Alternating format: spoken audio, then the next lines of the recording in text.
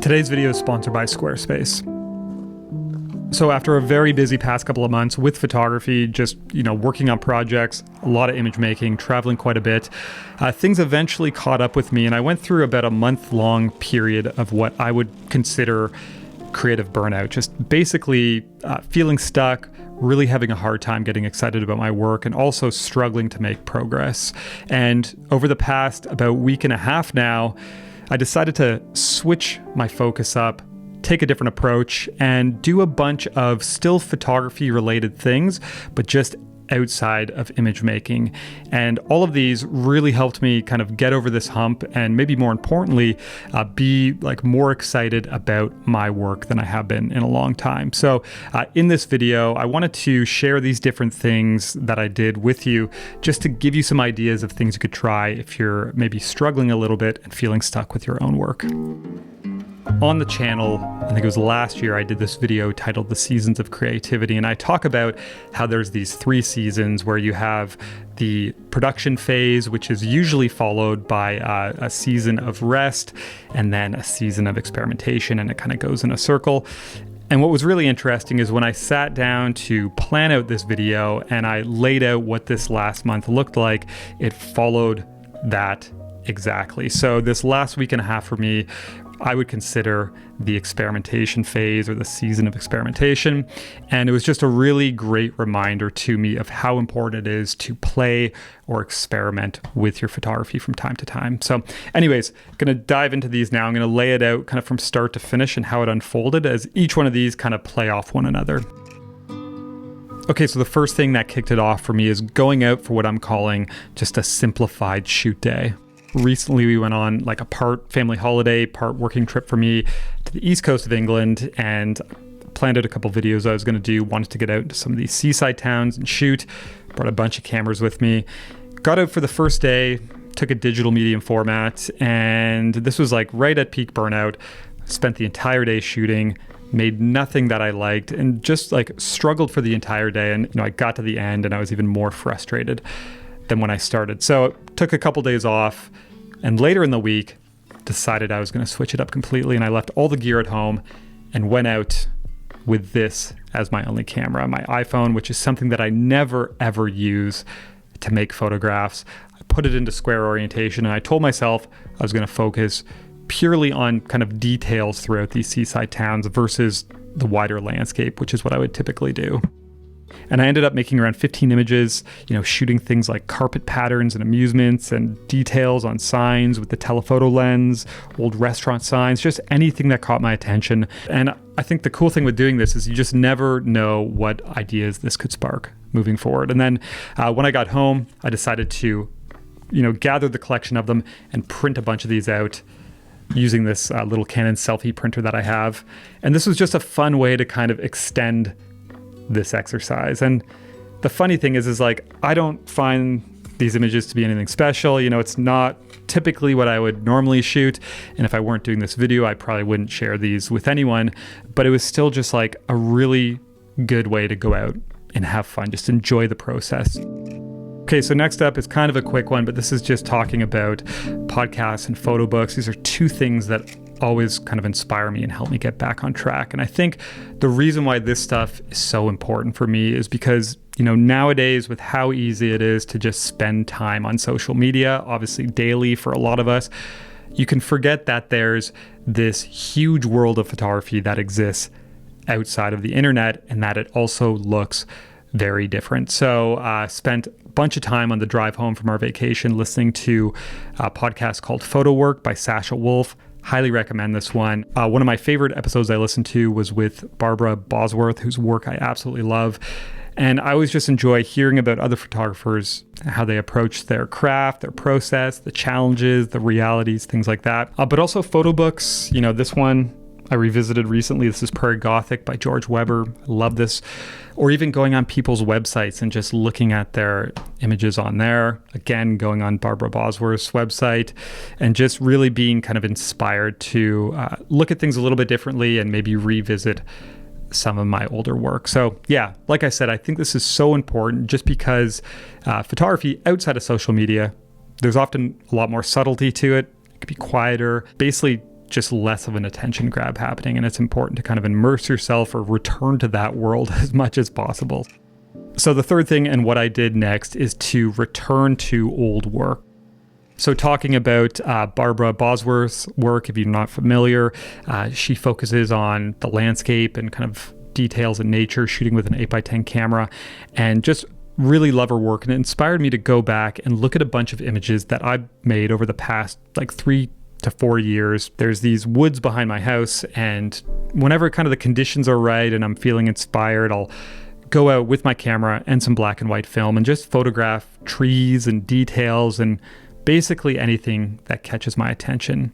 And I've always enjoyed like an image here and there, but it was cool to go back and round up these images and just see that like maybe there is a bit of a theme emerging here. Like nothing serious right now, but it just reminded me how much I enjoy doing that. And it was neat to see kind of this pattern coming together with these images I've made over a long time. And doing this, I think, can just be a really good reminder to get out and, shoot something that you've enjoyed in the past, switch it up a bit, or B, you might realize that you actually have some work that is quite good that you've been sitting on and maybe overlooking in the past. Okay, so number 4 is to switch it up close to home, or this could also be called getting out to practice. So often my photography is focused around projects. A lot of that over the last while has been this black and white work up in Wales, a lot of it working with a 4x5 film camera. And what can happen is that I only pull out the camera and shoot with it when I'm up there making work for the project. And oftentimes I forget that I can just, grab that camera and go anywhere here and just experiment and practice and shoot for fun, and that it doesn't have to just be limited to these times when I'm trying to make like serious work or keeper images for a specific project. So looking at all that older work that I just talked about inspired me to just get out in my local woods again. I grabbed the 4x5, I loaded up 4 sheets of film, and I gave myself the challenge of just getting out and exposing all 4. And this was a sunny day. It was in the early morning, but it wasn't typically a day or conditions when I'd go out to make images. But I exposed all 4. The first 2 of these were of the wider landscape. And honestly, these are not anything special whatsoever. They're a little busy. But I did make 2 frames after that, just focusing on these little leaves, these branch details that were being backlit by the sun, really shallow depth of field, something that I wouldn't ever really do. And both of these images I actually quite enjoy. So it was a fun morning. It was cool to see those 2, but I think what was most important was to get out with this camera and just like, with that first point I talked about with the iPhone, just going out to kind of play and to experiment and not worrying so much about it always being so specific. So that's this theme that I think is emerging for me, or that I'm noticing, is to have these periods of play with photography where you allow yourself to like go out, test things, experiment, play around, and it doesn't have to always be so like rigid and serious. Okay, we're going to jump into the next one in just a minute. Just have to take a quick break here to talk about the sponsor of today's video, which is Squarespace. So I've been using Squarespace for a number of years now for my portfolio, but I recently decided to do a complete website refresh. And I've always really loved the templates that they offer. They're nice and clean and professional, but this time I decided to try out a new custom builder that they launched called Blueprint. So Blueprint allows you to build your site from scratch, but it provides you with layout options, color palettes, and font pairings. And then it also gives you control over everything, allowing you to easily do things like change gallery styles, image sizes, add thumbnails, drop in new content blocks, or add professional features for your business like an online shop to sell your work. So check out squarespace.com today, sign up for a free trial, test it out, and when you're ready to launch, you can use my link below to save 10% off your first purchase of a website or a domain. So getting out with the 4x5, started to get me really excited about working on my Slate City project again up in North Wales. And it inspired me to do these next few things we're going to talk about. And this is all about like working on a project, but focusing on things kind of outside of the actual image making. These are things you can do at home. So the first thing that I did is just looked up and researched old historical images. So for this Slate City project, I spent about a day just going on Google Images, also places like Wikimedia Commons, and then specifically for this project, the National Library of Wales Historical Catalogue, just to find imagery of the area and industry dating back to the late 1800s. And it was so interesting to see these pictures of the slate industry, the quarries, the workers, even the town, the landscape. And I find looking at this kind of stuff does two things. So first, it kind of helps build a connection with the place, but also it can be a really great way to get different creative ideas and things to try for a project. So as an example, one of the things I've been debating about for Slate City is just including portrait images in it. And I've been struggling a little bit to get excited about like the typical environmental portraits. I've tried a little bit of it and it just hasn't really worked all that much. But when I was looking back through some of these older historical images, I came across a bunch of portrait images that were made on like glass plate, wet collodion process, and just seeing how these people were posed and seeing kind of the unique look of those photos started to give me ideas of potentially setting up some portraits where I use a backdrop, where I light the people, and where I shoot it on 4x5, but maybe I use something like paper negative instead of film to bring a look to the pictures. But also, seeing some of these older images that were shot on glass plate of the landscape, just with, all the imperfections and the worn edges and the limited tonal range, it started to get me thinking about ways that I could use different processes for select images to bring a unique look to the project. And this is something that I'll talk about in the next point. Okay, so next up is to explore alternative processes. As I mentioned, looking at those historical images inspired me to potentially do some portraits with a paper negative. So I went out, picked up some Ilford multi-grade darkroom paper, and I'll spend some time with the 4x5 testing this out to shoot some portraits and just see how it looks. And I think at the very least, even if it doesn't work, it does excite me as it's something new to try. Again, experimentation. I think this stuff is important to do.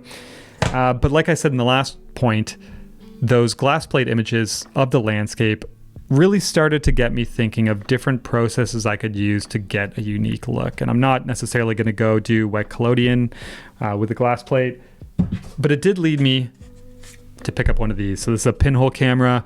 This one specifically is made by Ilford.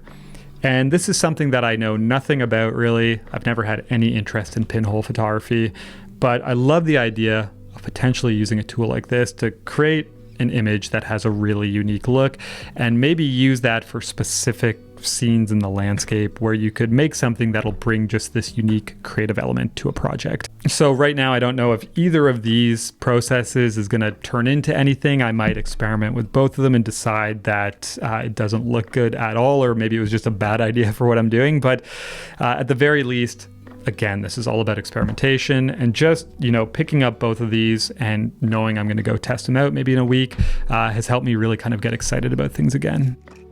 Okay, so next up is focusing on creative elements for a project. So this is something that was kind of inspired or sparked by doing that historical image research. When I was digging through those older archives, I started to come across like old maps and paintings and illustrations and drawings, a lot of this stuff now in the public domain. And it got me thinking about ways that I could use different elements like that in the project, say when it's finished in book form. And one thing I came across when I was doing this research was this amazing resource on the National Library of Scotland's website, where you can actually dig into all of these old OS maps. So I was able to look up, the area around Blaenau Festiniog and just find all sorts of different OS maps dating back to like the early 1900s. These are scanned in high resolution, and they just have this incredible detail where they obviously show what the town was like then, but also list the quarries and have all these little markers and details in them.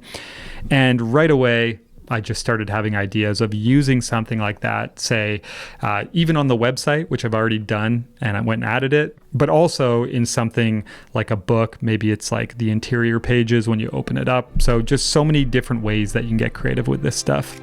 Okay, and finally, building off of that last one, still focusing on projects, something that I found really fun to do is to start designing a book that doesn't exist yet.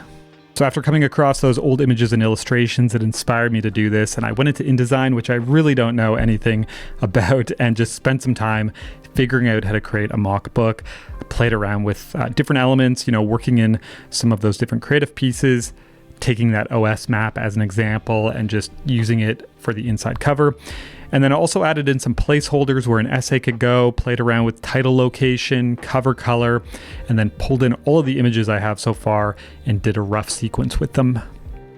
And this is by no means me making like any decisions for the book itself. Like I said, I'll work with a professional, someone who knows what they're doing when the time comes. But this is more so just a way for me to kind of see the bigger picture again. I think it's easy at times when you're working on a project, you just get kind of stuck in the grind of making images, and you might just look at them in your Lightroom catalog and you forget that things are very different when you bring it together and see it as a whole. And it's also just a way to explore kind of other ways to be creative with the project as well. So this was really fun. Highly recommend, even if you're not working on a specific project, if you've just been shooting maybe a certain type of imagery for a while, pull together some images, open up InDesign, mess about, play around with some different creative elements. It can be a way to really just get excited about a project again. Okay, and ending it off with a really simple one, but this is just to take a break. And this is something that I have to remind myself of often, just how important it is. My go-to usually is to just try and work and push through things, which never ever is the solution. So for me, this last month, I went through this period of extended kind of creative burnout, really struggling. And then I took a short break, and then I went through this week and a half of experimentation, trying all these different things. And then I ended it off with, 2 days of complete detachment from photography.